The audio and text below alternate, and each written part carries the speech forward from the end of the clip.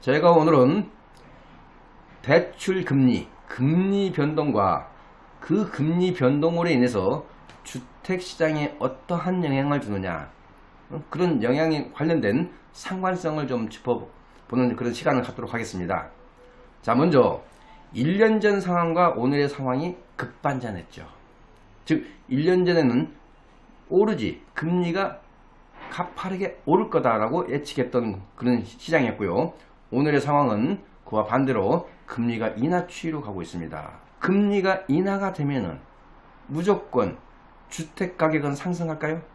이런 질문을 종종 세미나나 저하고 상담할 때 시청자분께서 질문하는 내용이 되겠습니다. 부동산 비밀 노트에서는 금리와 주택시장의 상관성을 정리하여서 알려드리고자 합니다. 자, 먼저 1년 전 상황을 좀 연상해 보겠습니다. 미국의 기준금리가 연속 4번 올랐습니다. 그러면서 한국의 기준금리하고 격차가 커지면서 크게 우리가 신문이나 방송에서 크게 3가지 뉴스를 많이 접할 수가 있었습니다.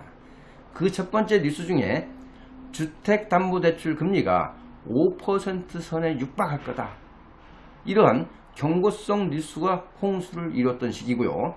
두 번째 뉴스는 대출금리 인상으로 인해서 국내 부동산 시장에 먹구름이 오고 있다, 이런 공포스러운 그런 뉴스가 또 꽤 많았습니다. 세 번째는 미국과의 어떤 기준금리 격차로 인해서 달러 유출이 가중되는 게 아니냐, 이런 염려성 기사도 많았던 게 1년 전 상황입니다. 그런데 현재 상황은 어떻습니까? 완전히 반전됐죠. 금리 인하로 유턴을 했습니다. 그렇다면 이렇게 금리 인하로 유턴하게 된 근본적인 이유는 뭘까요? 아무래도 미중 무역 전쟁이 금리 인하로 유턴하게 된 그런 배경이라고 볼 수가 있겠습니다. 자, 이 빨간색이 미국의 기준금리 변화고요. 이 파란색이 한국의 기준금리 변화입니다. 자, 미국의 기준금리 보겠습니다. 한 2015년까지만 해도 미국의 기준금리는 거의 제로금리 수준이었습니다. 그러다가 자, 2015년 하반기부터 쭉 오르기 시작합니다. 쭉 올라서 2.25에서 2.5%까지 정점을 이루게 됐습니다. 그리고 나서 7월 달에 0.25% 추가 인하를 하고요. 그리고 지난달 9월 18일 날 추가 인하해서 현재는 1.75에서 2%로 기준금리가 설정되어 있습니다. 자, 그럼에도 불구하고 현재 미국의 연준에서는 추가로 더 인하를 할 거다 하는 그런 예측성 기사들을 우리가 접할 수가 있습니다. 자, 우리 한국은행의 기준금리 보겠습니다. 사실 2008년도에는 우리 기준금리가 한 5% 수준이었습니다. 그러던 게 쭉 떨어져서 2012년도에는 3% 선으로 오다가요, 쭉 저금리 기조가 쭉 지속이 됩니다. 그러다가 우리가 2016년도에는 최저금리, 역대 사상 최저금리를 할 수 있는 1.25%까지 떨어지다가 다시 좀 오릅니다.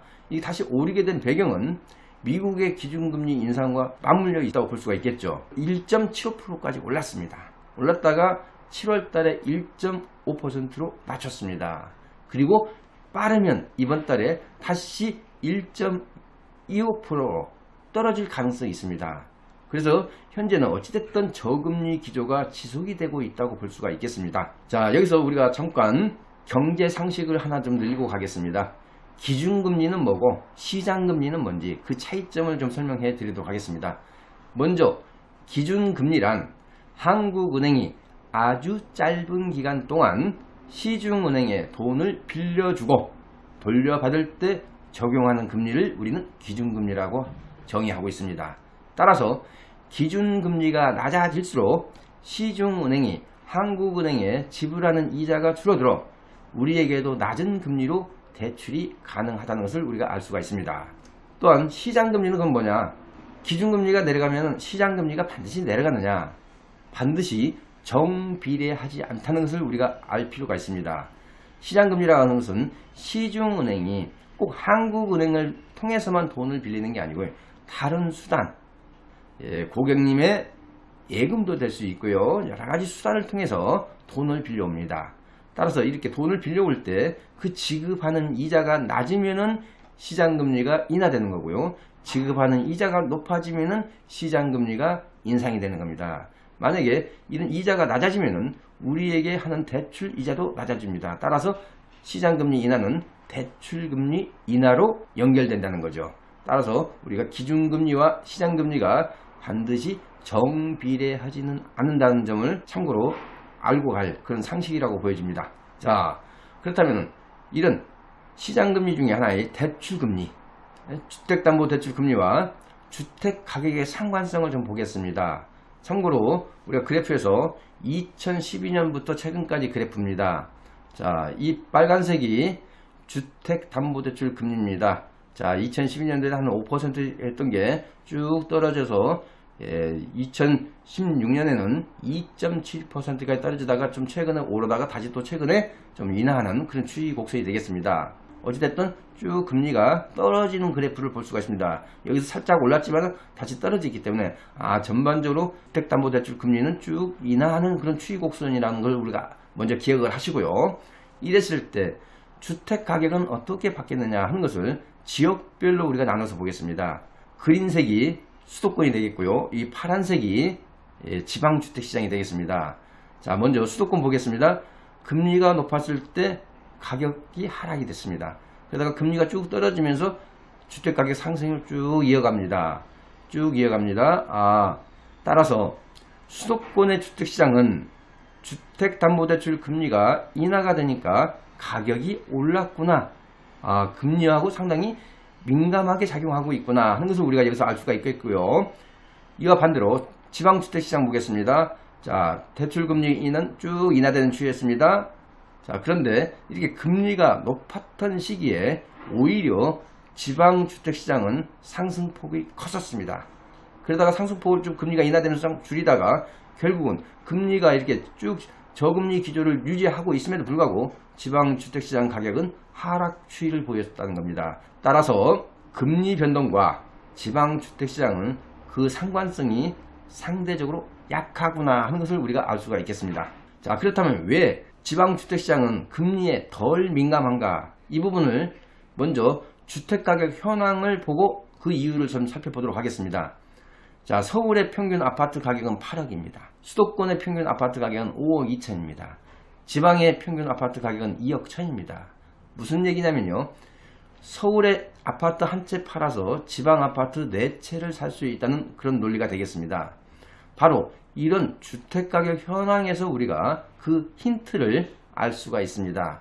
그 힌트를 요약해서 말씀드리도록 하겠습니다. 첫 번째, 대출 소유 금액에서 큰 금액 차이를 보인다.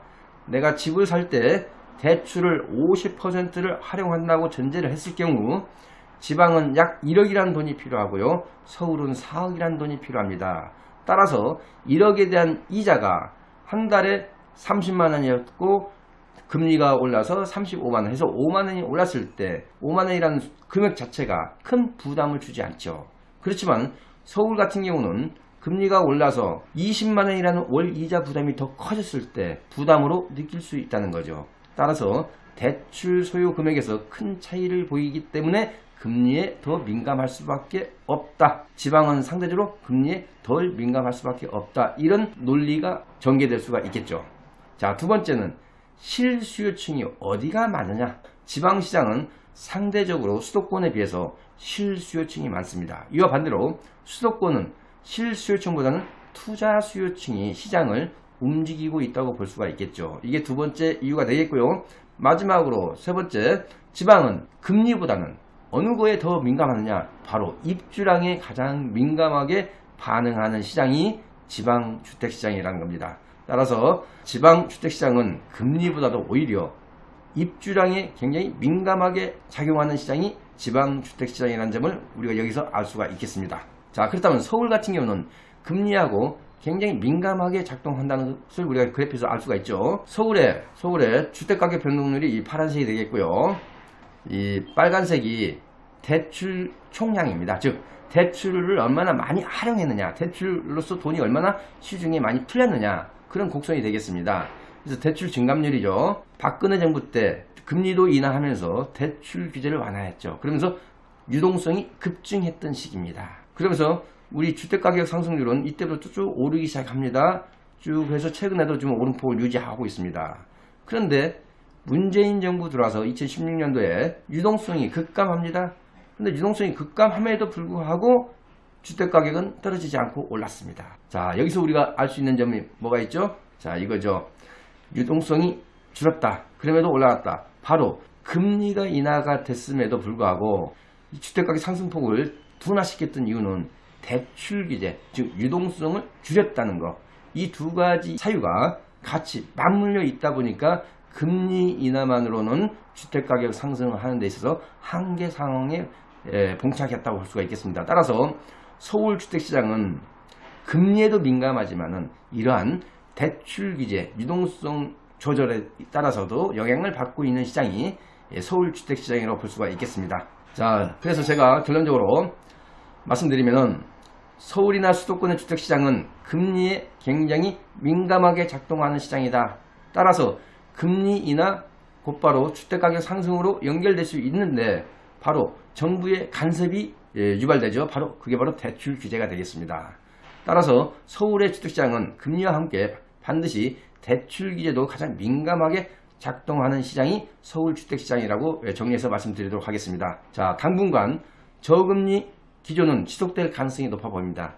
따라서 서울의 주택시장 상승은 당분간 유지될 수밖에 없다고 보는 것이 부동산 비밀노트의 결론입니다. 자, 본 방송이 유익하셨다면 구독, 좋아요, 알람 신청하시기 바랍니다. 자, 구독자 무료 이벤트 간단히 소개해 드리도록 하겠습니다. 제가 주관하는 세미나가 매주 금요일, 토요일 오후 1시 논현역 4번 출구에서 진행을 합니다. 세미나 주제는 지역별 시기별 주택시장 전망, 또한 소액으로 서울에서 재개발 지역에 투자할 수 있는 노하우, 세 번째는 절세 방안, 이런 주제로 세미나를 진행하면서요, 제 세미나에 처음 오신 분에 한해서는 제가 세미나가 끝나고 1:1 무료 상담까지도 진행을 해드리고 있습니다. 여기 하단에 나가는 전화번호로 미리 예약하시고 오시면 되겠습니다. 시청해 주셔서 고맙습니다.